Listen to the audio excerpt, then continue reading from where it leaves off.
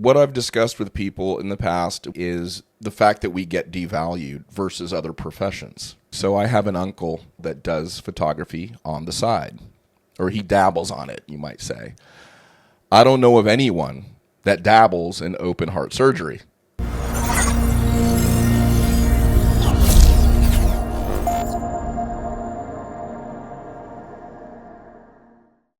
Hey guys, Photo Loco here, aka Everett Christopher. I hope you guys are having a great day so far, and thanks for viewing this in advance. I have a bit of a thought experiment that I'd like to bring up and see what you guys think, and curious about your comments on this. But I've been a photographer for coming up on, in 2 years it'll be a full 20 years. Most of that's weddings. And what I've discussed with people in the past, it's a recurring thing, I see it with new photographers today, is the fact that we get devalued versus other professions. So an example would be in a Facebook photography group, someone would ask for photography services for a wedding for $500. And people will laugh at them and say, oh yeah, I'll show up with my iPhone. And then, in a private photography group that consists of only photographers, people will screenshot that and post it and be like, can you believe this guy? Like, seriously? I got to pay my bills. Why are we devalued? Blah, blah, blah. And that recurs over and over again. And so I thought about that one day, and I've been thinking about this for a while. I mean, I first thought about this over 10 years ago. And what it comes down to, it's the hobby factor. So for these people that ask for a wedding photographer for $500, for example, it's very easy just to tell them, look, the session's one thing, but editing's another.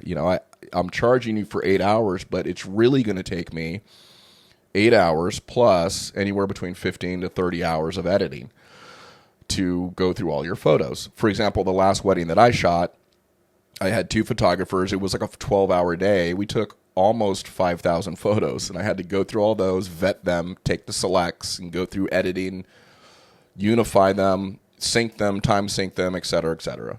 It takes a while. So it's easy to answer these people with that, but there's a bigger issue here, and it's that hobby factor.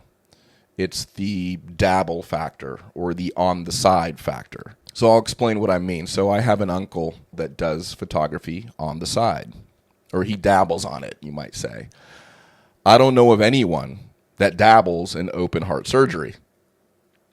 I don't know if there's anyone that offers criminal defense lawyer services on the side. With those professions, you either do them or you don't. There's no middle ground. There's middle ground when it comes to expertise, and there's some lawyers that aren't as good as others, for sure. And there are some doctors that may not be brain surgeons; they're just standard ER doctors, right? But there's no dabbling, there's no hobby there. It's their profession, and that's it. So, as a child, for example, I can go and pick up a camera and start taking photos. Children, at least as far as I know, can't go into operating rooms and start practicing by operating on human bodies. That's not how that works. So there's a choice that photographers have. We can dabble in it, we can do it on the side, we can pursue it as a hobby, or we can pursue it as a professional. The other part of that is certifications and requirements for training, licenses. So as a lawyer or a doctor or a pilot, I have to go through a rigorous amount of training, examinations, hours of work on the job. As a pilot, you have to have so many hours. Doctors, you have to have experience. When you're in med school, you get that experience working on cadavers, and then you end up getting a license or certified or accreditation of some sort. These things aren't optional with these professions. They're required. With photography, there isn't any governing body that requires me as a photographer to have these certifications, to retain any kind of accreditation. I don't. I never went to school for photography. I don't have any certifications. I have some awards that I've won. Other than that, I don't have any legitimacy. So it's the legitimacy that is lacking, that is not required, I should say. And and that's the funny part, is even those that have accreditation or that have gone to school for photography or that have even won awards for photography, I've seen some really work from quote unquote professional photographers that went to school or that have won awards. That's a whole other topic, but that is the truth. So the gradient of expertise is all over the map. With a profession like a lawyer or a doctor, there are very clear steps and goals that you get to.